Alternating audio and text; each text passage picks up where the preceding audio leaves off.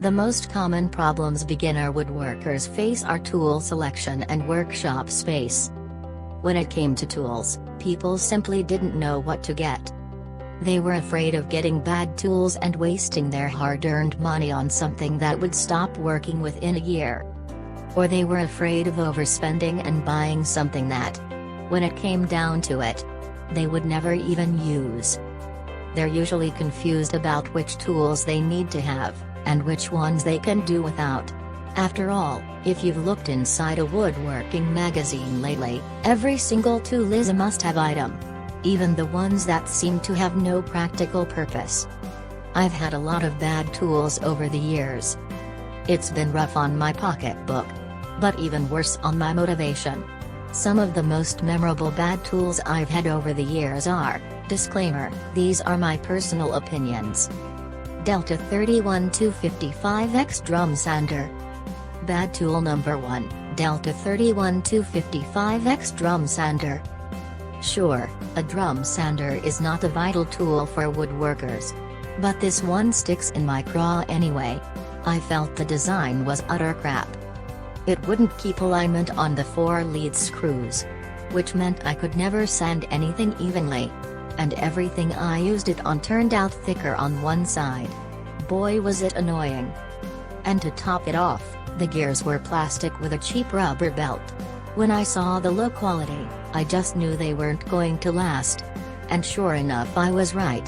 When the belt busted, I went online to order replacement parts.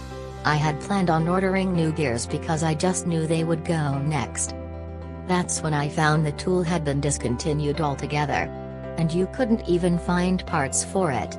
I had paid $800 for it and suddenly it was nothing but junk. A complete waste. Bad tool number 2, Ryobi Detail Sander. The problem I had with this tool actually surprised me. The thing was, it vibrated so much that my arm would get fatigued within 10 minutes. Now, I'm no fancy or anything. I've dealt with some heavy-duty machinery in my life and never had this issue. But this thing really did a number on my arm. It was so bad that I switched back to hand sanding and found it less tiring on my arm. Eventually I sold it on eBay and got about 50% of what I paid for it. A waste of time and money. Ryobi Detail Sander. Harbor Freight 6 inches Jointer. Bad tool number 3, Harbor Freight 6 inches Jointer. No matter how much I messed with this tool, I was never able to get a true 90-degree jointed board out of it. About the only thing I could do was make shingles with it. Eventually I sold it on Craigslist to someone locally.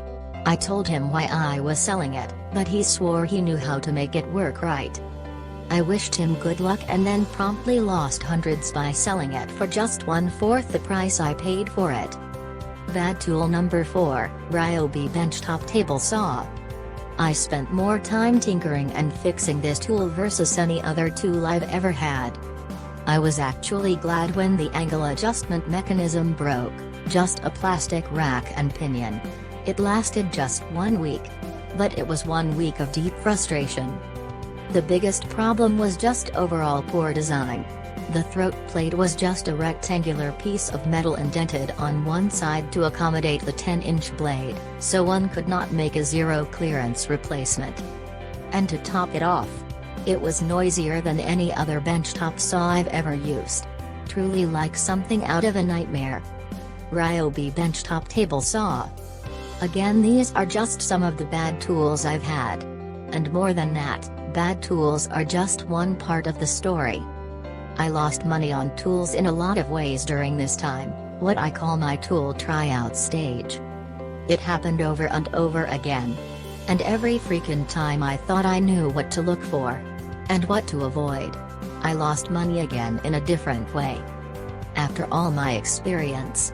And after coaching hundreds of students and hearing their experiences, I've taken note of. Read more woodworking workshop, please click link in description below.